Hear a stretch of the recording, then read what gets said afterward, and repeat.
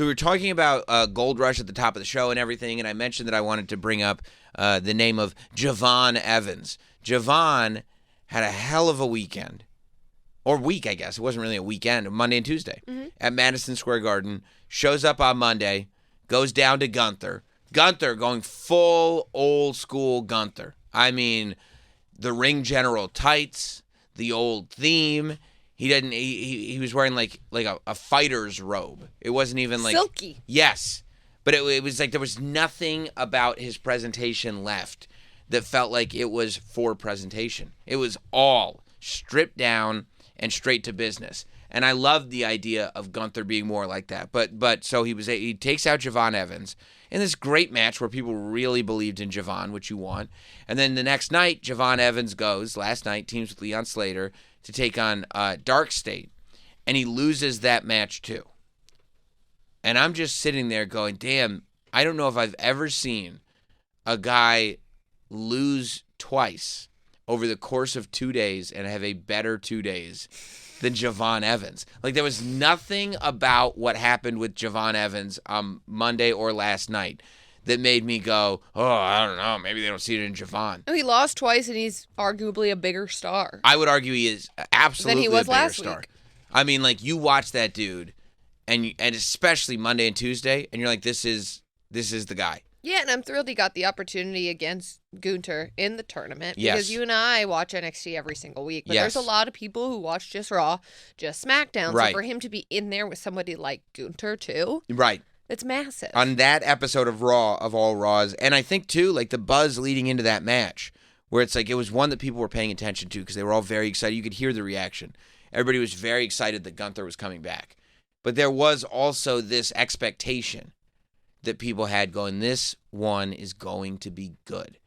This is Javon. And, like, Javon Evans has been on SmackDown a couple times here and there, but I feel like the visibility factor in making sure that everybody sees and is aware of Javon Evans is really kicking in.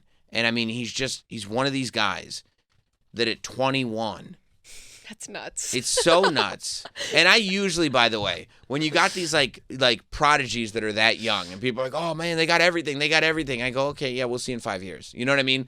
Like, it's like they're really good now, but let's see. That's a lot of momentum to maintain.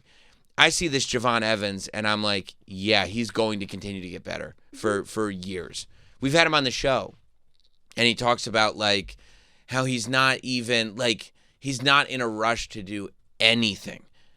And I hope that that's true. Like, I hope that he knows the ultimate luxury that he has is that he's this good now and he's got nothing but time. He's just got so much time in front of him. Keep that boy healthy. Yes, to just keep getting better and better and better. And I think he is going to just keep getting better and better and better. And I really think that there's a good chance that we'll be talking about Javon Evans 20 years from now. The way we talk about the class of 02, the way we talk about that Lesnar, Batista, Cena, Orton class, Shelton Benjamin, class of 02 from OVW. That's the vibe I get from Javon. I love the type of range that Javon Evans has because he can do these insane flips, and we know how bouncy he is. But then he's really developed. I think there was a time when it was back to the Ethan Page story when he sort of lost his smile, and we see a little bit more serious side of Javon. And I anticipate, after this week, as massive of a week it was, the reality is he didn't win anything this week. That's right. So I'm looking forward to seeing another layer of Javon Evans and how he responds to this week that he had. Yeah, I think that's 100% right. That it's like, okay, now how do you come out of this? Like, everybody's realized all the potential that you have. Mm-hmm. You did not win the matches. So what's next? Like, what is the next step in keeping that going? I also think that what makes him unique is he does these, like, all these flippy aerial moves, right? Mm-hmm. But his pacing and the way he uses his body when he's going through the air is so different from other people, where even though he's doing all these insane, sensational moves over the course of a single match, each move is kind of given this framing to stand out.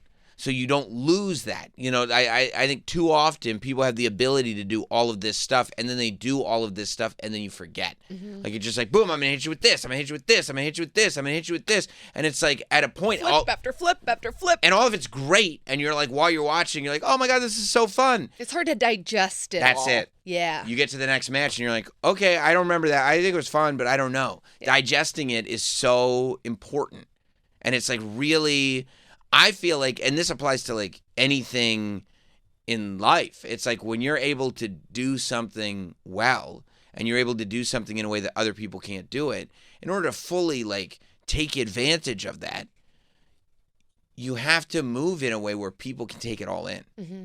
Like, and stop, even if you can do something else next, stop for a minute, let people take it all in. Allow them to receive that, because then they're going to find out you could do this other thing. But they will, and then when they're ready to take that in, let them find out you can do that other thing. There's a lot of value in space. Yeah, tons of value in space. And it's a scary thing, because you have to have a lot of confidence in your ability to understand the use of space and the value of it. But I think Javon, first of all, Javon knows how good he is. There's no way he doesn't. He has to. He has to know how good he is. I think he's also got a level of humility that is refreshing. And I think he also has been around the right people. I think the fact that he's been around Randy Orton, he's been around The Undertaker. Sami Zayn. He's been around Sami Zayn. He's been around CM Punk. He's been around Triple H. He's been around Shawn Michaels. And there's no way, and I don't know, but there's no way I believe he hasn't also been around John Cena. And just the ability, and he strikes me when we talk to him, when I've talked to him, he strikes me as the type of person that enjoys receiving all that information. Not the type that goes like, man, have you seen what I can do in there? I'm good. I'm all set. Right. I have something that none of you have, which he does. He does, but what do you do with it? That's right. That's where all that experience comes in. That's where all those other brains come in. And it's not even like, I'm not going to do it the way you did it. But if somebody who's got all that experience goes, man, if I could do that, what I would do is this. And you go, okay, and you listen to this, and you listen to that, and you listen to this, and you find out what works for you. It just seems like it's all upside with Javon right now, and it's really kind of amazing to see. I will be shocked if Javon doesn't have one of those matches at Saturday night's main event. Ugh, I would too. Who do you think would be a good opponent? We've seen, Randy Orton's off TV, and we saw Randy versus Javon before. Mm-hmm. I would see it again in a heartbeat. But if you're thinking, like, I feel like the Saturday night's main event spots are going to be big. I feel like you need a big match for Javon, and it's specifically an exhibition match, which means you don't have to sit there and justify. If it's a champion, you don't have to sit there and go, why would Javon Evans get a shot at this title? Because they have said that every time John has described this sort of idea, it's exhibition matches. Mm-hmm. So who do you want to see Javon with? We've now seen him with Gunther. We've seen him with Undertaker. Not that he would have a match with Undertaker, but we've seen that interaction. We've seen him with Randy. Like, is there a world where you do Javon Evans versus Cody Rhodes? I was going to say Drew McIntyre. Mm-hmm. See, Drew, when you're saying this is Cena's last match, and these are exhibition matches on the way to Cena's last match, I think that they don't need an extra layer of story. Okay, so we don't need it to be a heel. Not necessarily. Because I think Drew versus Javon would be amazing. Yeah, it'd be great. But, like, I would love to see that story play out for 6 months. Mm-hmm. You know what I mean? I think because, you have an ultimate good guy versus an ultimate bad guy. I think it's a great thought. But I kind of, like, Cody Rhodes is sticking out of my head as a guy who it's just like, maybe or you could do Punk versus Javon would be really good. Who would I want? Okay. Jey Uso, Javon Evans? That'd be fun. Really fun. Like, that's just fun. You might have sold me on that. That would be a lot of fun. Although last time you sold me on a Jey Uso idea. All right, you've just totally bashed me every show. These people with Jey Uso. But you know why I'm bashing you on every show? Because you care about me. Because I care, and also because you got me. That's right. Because you got me, and I feel bad. Jey Uso, Javon Evans. That's it. Jey Uso, Javon Evans would be a lot of fun. I think I would go Cody Javon, but I'd be perfectly happy with Jey Javon. Listen, Cody Javon's fun too. It'd be amazing. And I would do that last before Cena versus... Yeah, I think Javon gets the last before Cena match. I agree. I would do, unless you're going to do Cody versus Obafemi. Oof. You know what I mean? That could be a lot of fun. I'd like Randy Obafemi. I would really like Randy and Oba. If we're getting Randy. Who knows if we're getting Randy? You know what I mean? Who knows if he'll be back? Right? Who else could you... Because I would love to see Oba on that show. Mm-hmm. I would love to see Trick on that show. Yeah, who you Trick versus Punk would be fun. I like that. Because that's two different styles. Trick would be able to be a little bit more cocky. Punk would be a little bit more grizzled. Mm-hmm. You know what I mean? I think... Here's the thing. Also, are NXT guys going to lose every match? Or do you go Ricky Cody? Oh, because we know there's a friendship there. Yeah, Ricky Cody, Javon Jay, Oba, Randy.